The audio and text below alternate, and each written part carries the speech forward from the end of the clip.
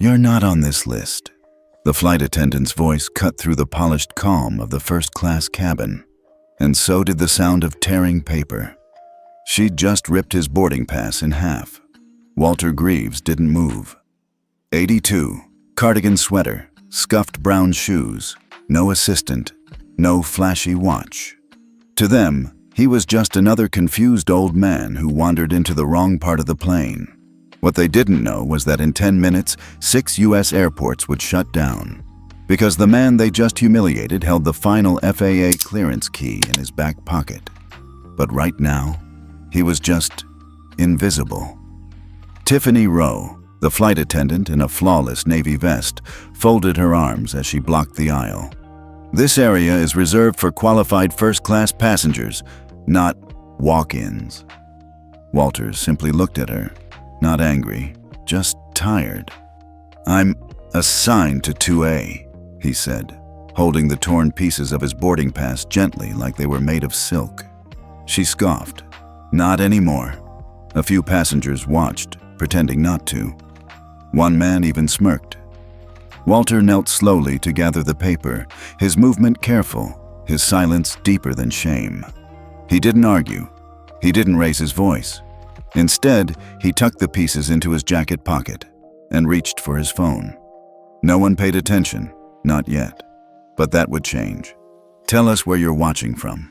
And if you've ever seen quiet dignity shake the world, you're going to want to stay for this flight." "Unbelievable," someone muttered behind him. Walter heard it, but he didn't flinch. He made his way toward the back, not out of obedience, but out of something deeper, something older. That quiet, exhausted instinct of people who've learned that arguing rarely changes minds poisoned by pride. He found an empty seat near the rear of business class and settled in.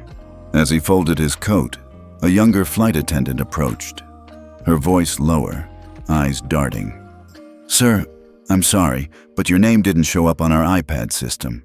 That's why Tiffany—" "I know," Walter interrupted gently. "Not your fault." She hesitated. "Would you like some water?" Walter smiled, thinly. "No, thank you. Just give me a few minutes of peace, if that's still allowed on this aircraft." She nodded and walked off, glancing back once. She didn't recognize him, but she knew something was off. Walter slipped the phone from his inner pocket and opened an app that didn't exist on public app stores. A blue screen lit up. The header, FAA clearance anchor, level for access. He tapped in a passcode. Then a second one. Then a third. And finally, his name appeared on screen. "Welcome, Director W. Greaves." He selected Layer 1, Shadow Signal, Civilian Passenger Flag, Ethics Protocol. Status, Submitted. Awaiting Tier 2 authorization. Back in first class, Tiffany was still chatting with a young man in a business suit, laughing, pointing toward the front galley. She had no idea. Walter leaned back, no fury, no plan for revenge, just resolve. He didn't need an apology. He didn't want compensation. But if the industry he built had forgotten how to respect the very people it once served, then maybe it was time to remind them. Quietly, systemically, permanently. "Wait, was that Walter Greaves?"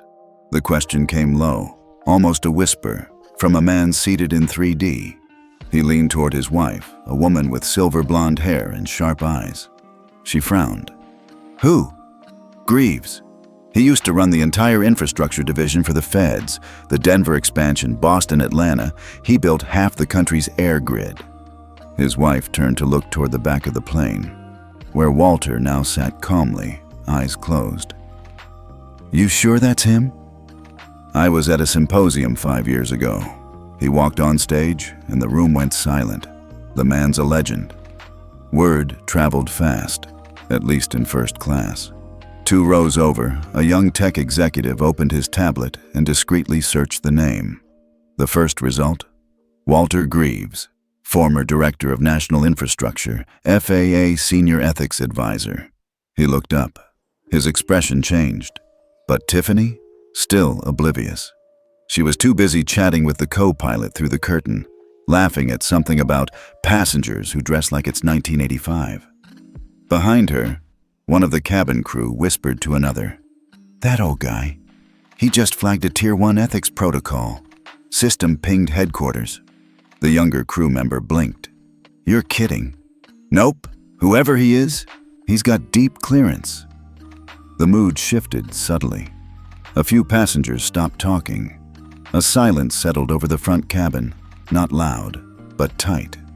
And Walter still hadn't moved. He sat with the calm of someone who didn't need to prove anything. He didn't need anyone to remember his name, because the system already had, and now it was listening. At exactly 9:22 a.m., the first alert pinged at the FAA's Denver Regional Hub. A blinking red message cut across a supervisor's console. "Tier 1 ethics escalation. Flight 3118, flagged by Level 4 clearance." The supervisor blinked. Only 5 people in the country had that kind of access. He clicked deeper. Walter Greaves. His chair rolled back. "Sir?" an assistant asked. "Pause all incoming landings connected to SkyNova Air," he ordered, "and flag the flight manually for audit." 10 seconds later, air traffic control in Salt Lake City lost real-time clearance sync with Denver International. 2 more terminals, Phoenix and Kansas City, reported similar lags. By 9:27 a.m., 6 major airports were operating under manual override, something that hadn't happened in over a decade. Back on the plane, no one knew. Tiffany still poured champagne for a young hedge fund manager, laughing like nothing had happened. But in the cockpit, a notification buzzed quietly on the captain's screen. "Priority FAA Ethics Review. Flight 3118. Request immediate verification of manifest." He frowned, turned to the co-pilot. "Did you see anything strange during boarding?" "Nope," the co-pilot said, shaking his head. "Cabin seems normal." The captain sighed, opened the passenger log, and paused. His finger hovered over one name. Greaves. Walter A. He knew that name. In 2016, during a training summit in D.C., Walter Greaves had spoken about silent accountability. He'd warned airlines that one day, ethics violations wouldn't just be judged by public outrage, but by embedded systems. Systems like this. The captain stood, unbuckled his harness. "I'm going to the cabin." Meanwhile, Walter sat still, eyes closed. He wasn't waiting for drama. He wasn't hoping for a scene. He was waiting for the system, his system, to do what it was built to do. And right now, it had just started. By 9:32 a.m., something subtle shifted inside the cabin. The flight crew stopped smiling. The bubbly tone disappeared. Voices got quieter. Eye contact got shorter. There wasn't a public announcement. No overhead chime, no alert. But frequent flyers could feel it. Something was wrong. One of the flight attendants who'd ignored Walter earlier now kept glancing back toward row 12, where he sat quietly, hands folded, eyes on the window. In first class, whispers were picking up speed. "I think something happened at the FAA," one woman murmured to her husband. "That old man, I heard he has federal access, Tier 4 level." "Are you serious? Then why is he back there in coach?" No one had answers. But the tension, it was building. In the cockpit, the captain had returned, visibly unsettled. "Get me a direct line to FAA Compliance Command," he told his crew. "We're not flying blind on this." He looked at the manifest again. Greaves, Walter A. How had they not recognized him? At that moment, a second ping came through. "Alert! National infrastructure flag pending. Audit status active." The captain didn't need translation. This wasn't just an internal ethics ping. It meant the flight itself had been flagged as part of a national oversight alert. That happened maybe once every 7 to 10 years, and only when the person involved was powerful enough to impact federal systems mid-air. He stood up again, this time with a heavy breath. "Where is he sitting?" he asked quietly. One of the attendants hesitated. "Row 12C, window." Back in row 12, Walter hadn't moved, but his phone vibrated once. He glanced down. The message was short. SkyNova internal ethics score, 52%, failing. Pending auto-escalation. Walter nodded slowly to himself. The algorithm was already at work. The system was gathering everything. Tone of voice, passenger reports, video footage, even eye contact. Every small moment on this flight was being recorded and run through a model he'd helped design. Not to punish, but to hold accountable. If you've ever felt like no one was watching when someone did you wrong, you're not alone. Just keep watching. At the front of the plane, Tiffany finally noticed the change. The captain was standing by the curtain, no longer casual. He wasn't looking at passengers. He was looking for one. And for the first time all morning, Tiffany stopped talking. Captain Joel Rankin didn't walk like a man delivering bad news. He moved with quiet urgency, shoulders square, gaze fixed, as he stepped past row 6, then row 9, ignoring the curious stares from passengers, sensing something wasn't normal. At row 12C, he paused. "Mr. Greaves?" he asked, voice low. Walter looked up, calm, measured.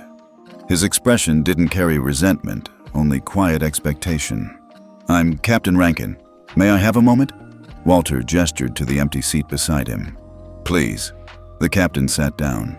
He didn't beat around the bush. "Sir, I received a notification. Tier 4 ethics flag. It came from your clearance code. I assume that wasn't a mistake." Walter didn't blink. "No, Captain, it wasn't." A pause. Captain Rankin exhaled, adjusting the cuffs of his uniform. "I want to say this clearly. I didn't know who you were when you boarded, but I know now, and I want to do right by you." Walter tilted his head, still calm. Doing right by me would have been acknowledging that Seat 2A had my name on it, long before someone looked up my title. The captain nodded slowly. He deserved that. "We're currently under review. 6 airports have dropped to manual, and SkyNova's ethics score just triggered internal escalation. That means this flight is now under federal audit, in real time." "I know," Walter said simply. "You could have waited, filed a complaint after landing, but you didn't." "No," Walter replied, "because this isn't just about me. It's about the culture this airline chose to nurture, silence." Captain Rankin looked around the cabin, passengers staring, unsure whether to be scared or impressed. Then he said something no one expected. "Mr. Greaves, would you be willing to return to first class as a guest of the flight crew?" Walter didn't smile, but his eyes softened. "No, Captain, but thank you for asking." The plane hadn't landed, but on the ground, the ripple had already become a wave. At 9:44 a.m., a secure call lit up inside the Federal Advisory Network. The caller ID read, "Walter A. Greaves, Clearance Keyholder, Ethics Architect." The recipient? Clara Baines, current Chief of Operational Oversight for the FAA. She hadn't heard from Walter in over a year. She picked up immediately. "Walter, are you safe?" "I'm fine," he replied. "But SkyNova Flight 318 is not." She straightened in her chair. "What happened?" Walter didn't waste words. "There was an incident involving a flight attendant, a systemic one. The ethics trigger was not about personal insult, Clara. It was about a pattern, a design failure." Clara didn't ask for proof. She knew Walter. He didn't flag flights lightly, and he never used his override key unless the issue posed a threat to the integrity of national airspace policy. "I need a Level 3 audit initiated," he continued. "Simultaneously, I'm requesting a freeze on all automated clearance renewals for SkyNova's top-tier hubs until this case is reviewed." "That's going to cause major disruptions," Clara said quietly. Walter didn't flinch. So did ignoring small acts of disrespect. Until they became culture. Clara was silent for a moment. Then she said, "Consider it done." By 9:47 a.m., 3 terminals connected to SkyNova's corporate access licenses were suspended pending internal ethics audit. And by 10 o'clock a.m., whispers were spreading in FAA Slack channels. Did you hear? Greaves just flagged a flight in midair. 6 airports locked. He pulled the ethics anchor. Over in the press room of the Aviation Review, a junior editor caught the chatter. He looked up, stunned. Wait, Walter Greaves just flagged what? You ever seen a single decision ripple through 6 cities before a plane even lands? It's happening. And it all started in row 12. By 10:12 a.m., the aviation world was on fire, and the plane was still in the air. On the ground, push alerts began to hit phones in aviation circles. FAA freezes SkyNova clearances after ethics violation flagged mid-flight. Sources confirm. Flag initiated by former federal director Walter Greaves. Inside SkyNova's corporate HQ in Arlington, Virginia, the CEO's executive assistant burst into the boardroom mid-meeting. "Sir, you need to see this." She handed him a tablet. He didn't blink, just stared at the headline. Flight 3118 flagged for ethics review by FAA clearance anchor. He scrolled, saw the name, Walter Greaves. And then, the face. Oh my God. He stood up without a word, stepped into the hallway, and called legal. "We have a problem, a real one." Back in the sky, things were changing. Tiffany had noticed. The pilot had walked back to talk to that old man.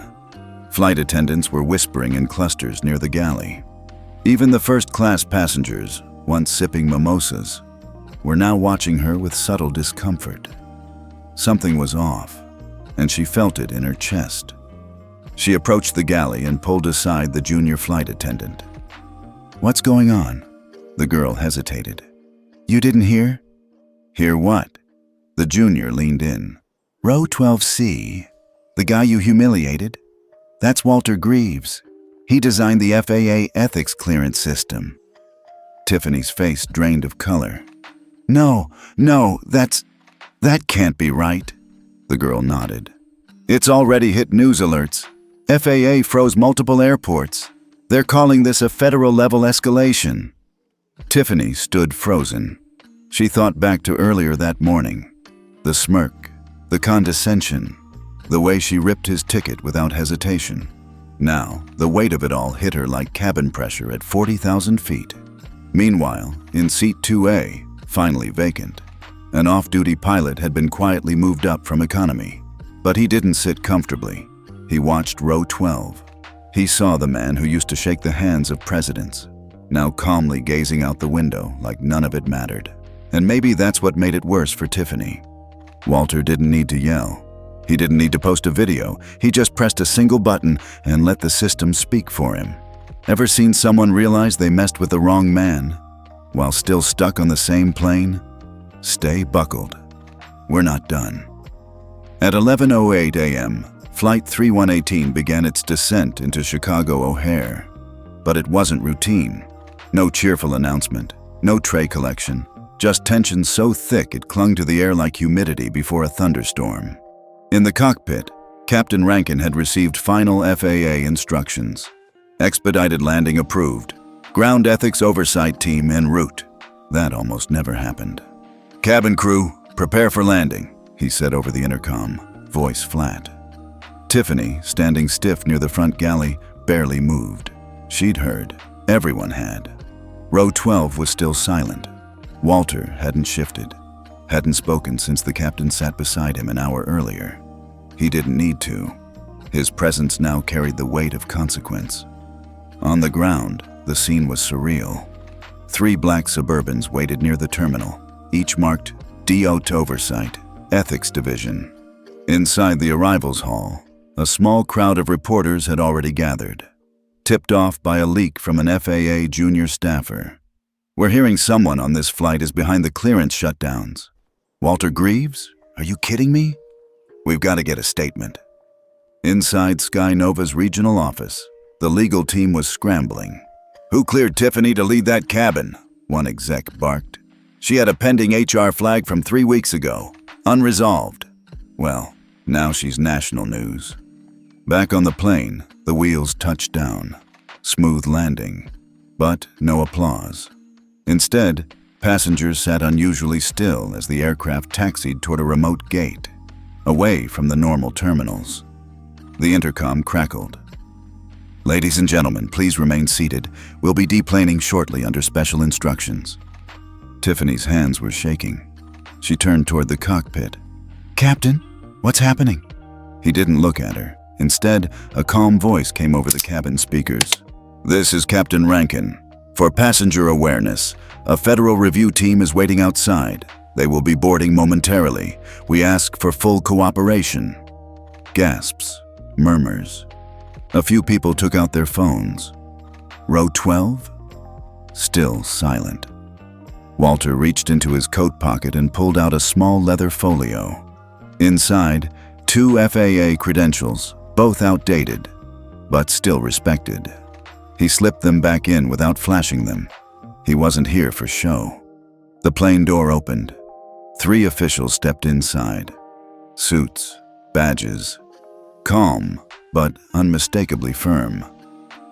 "Passenger Walter Greaves?" one asked. Walter rose slowly. "I'm here. We appreciate your cooperation. The DOT Oversight Committee would like to speak with you briefly before the general deplaning begins." Walter nodded and walked down the aisle with measured steps.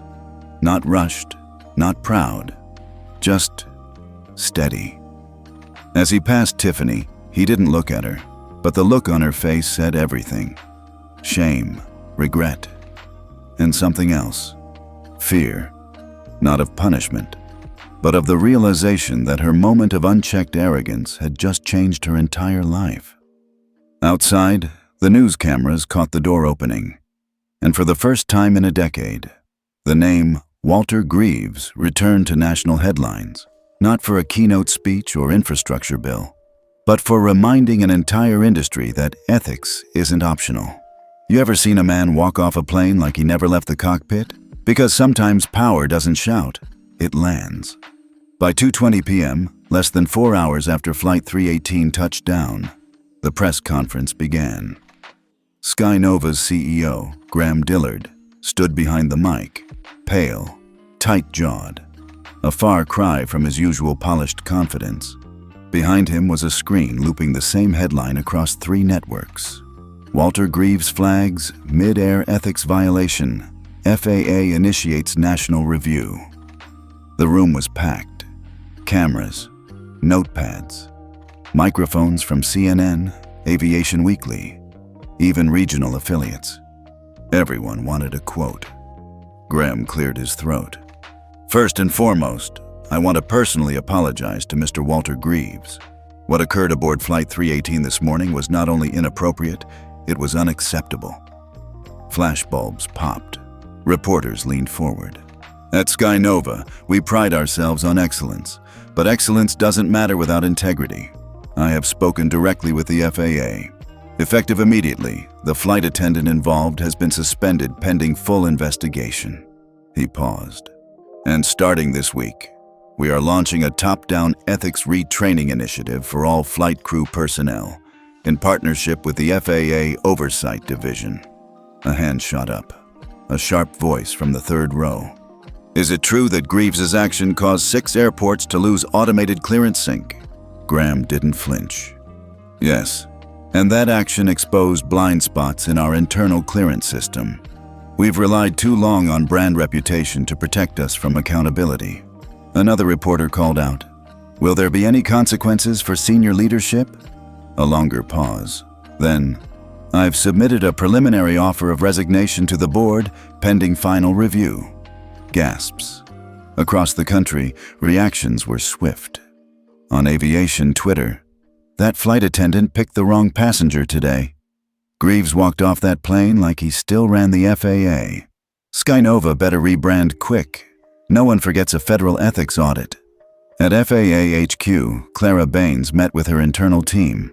"This is not about punishing a single airline," she said. "This is about setting the bar again. Greaves didn't pull rank, he pulled the lever we built together, and it worked." She paused, then turned to her chief of compliance. "Draft a nationwide ethics charter. Passenger respect metrics, transparent crew behavior audits. I want Walter's signature on it before rollout. And what about Tiffany? She didn't attend the press conference. She was escorted off SkyNova property that morning by HR, phone turned in, ID badge deactivated. Rumors said she was lawyering up, but no one from the airline was defending her. In a private Slack channel, one flight crew member wrote, "This wasn't about race.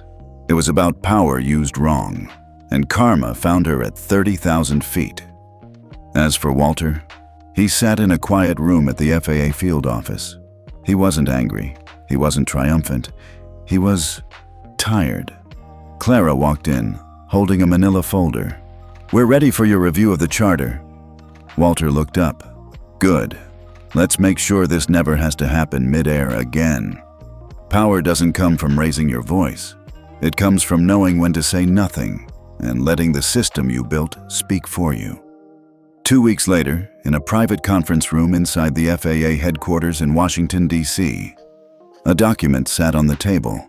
At the top, bolded in federal font, Passenger Respect and Ethics Act, Pre-A, a federal aviation reform charter. It was 23 pages long, and one signature away from becoming the most sweeping ethics reform in U.S. commercial flight history. Walter Greaves held the pen. He didn't rush. He scanned every line with the same precision he used back when he helped build the original FAA clearance anchor system in the 1990s. To most, it looked like a technical document. To him, it was a cultural reset. The charter included the Passenger Respect Index, PRI, a new metric evaluating flight crew interactions, with real-time reporting via passenger feedback and AI-supported behavior monitoring. Automated Accountability Flags, AAF, designed to trigger mid-flight alerts when ethics violations are detected, without needing a formal complaint. Mandatory cultural sensitivity training every 18 months for all flight attendants, pilots, and ground crew. The Greaves Clause, a federal requirement that any individual holding a Tier 4 clearance may trigger industry review without the need for post-incident approval. Walter closed the folder gently. "You sure about this?" Clara Baines asked, standing at his side. He nodded. "I didn't ask to become a symbol, but if my silence on that plane could make the system speak louder, it's worth it." Then he signed. Walter A. Greaves, Senior Advisor, FAA Ethics Reform, former clearance anchor, architect click. One pen stroke. The room didn't erupt into applause. No champagne, no cameras, just quiet resolve. The effect, though, immediate. Within 48 hours, 3 major airlines signed on to Pre-A. 4 airports began real-time PRI testing in terminals. Internal crew messages across SkyNova read, "Your tone matters. We are all being scored now." On talk shows, Walter's story went viral again, not because he lashed out, because he didn't have to. He made one quiet move, one commentator said, and reminded the country that real power wears silence like armor. In Chicago, at a local cafe not far from O'Hare, a young flight attendant sat alone with her tablet. She watched a replay of the SkyNova press conference, then reread the charter. She wasn't angry. She wasn't afraid. She was humbled. Because what happened to Tiffany could have happened to any of them, if they weren't careful. And what of Walter? He didn't return to his old post. He declined TV interviews, politely turned down a federal medal. He spent most days walking his dog, reading, and answering quiet emails from young FAA interns asking, "Sir, what's the best advice for someone building a system that lasts?" His reply was always the same. "Build for the quietest passenger, the one who doesn't speak. They're usually the one holding the pen." Some stories don't end with a bang. They end with a signature, and a new standard written in its place. 2 months had passed. The world had moved on, at least on the surface. Airlines had adopted the Passenger Respect Index. News cycles had shifted to other stories. But at Gate C-14 in Atlanta International, something very different was happening. Tiffany Reynolds stood silently before the newly installed flight ethics display kiosk. It was subtle, just a curved touchscreen in a polished silver frame. Nothing flashy, no ads, just a single sentence glowing across the top. Every passenger matters. Every voice shapes the skies. Underneath, a sliding scale showed the real-time PRI score for the gate's last 10 flights. Crew behavior ratings, passenger satisfaction logs, audio moderation alerts. Tiffany didn't need anyone to explain how it worked. She'd read every page of the reform charter after her termination. She knew that the system now spoke for the silent ones. She also knew she used to be the reason they didn't speak at all. A family approached the gate beside her, a black mother with 2 young daughters, maybe 6 and 8. The older girl pointed to the kiosk. "Mommy, look, it shows if the crew's nice or not." The mother smiled gently. "That's right, baby. It means people like you can speak up." Tiffany turned slightly away. That used to be her uniform on the other side of the gate. Now, she was just another traveler. Across the country, meanwhile, Flight 318 had become an industry case study. In training rooms from Seattle to Miami, crew trainees were shown security camera footage, anonymized, of the incident. A voiceover explained how one moment of unchecked behavior led to the grounding of 6 airports, millions in losses, and a permanent federal charter. It wasn't about ego, the trainer would say. It was about culture, the kind that grows when no one's watching, until one day, someone is. And Walter? He never returned to Chicago O'Hare, not physically, but his signature was everywhere. Every airline signed the Greaves clause. Every airport implemented PRI gate displays. Every training program began with one slide: design with dignity in mind. At home, Walter sat by his window with his dog at his feet and his coffee in hand. He wasn't watching the news. He didn't need updates. The system was working. That was enough. At Gate C14, the announcement came on. Now boarding Group 1 for Flight 726 to Denver. Tiffany picked up Hezer's small carry-on. She didn't move yet. She kept watching the screen. The score for the last flight: 9.7, 10, high respect compliance. And under it, a rotating quote: "The quietest people often carry the heaviest truths. WG." She closed her eyes for a moment, then boarded quietly. No attitude, no edge, just awareness. In that moment, the story had come full circle. A flight that once silenced a man had become the reason others could finally speak. A passenger who said nothing had taught an entire industry how to listen. And a woman who once thought power came from authority learned what real authority looks like when used right. Because justice doesn't always come loud. Sometimes it boards last and sits in silence until the whole system hears it land.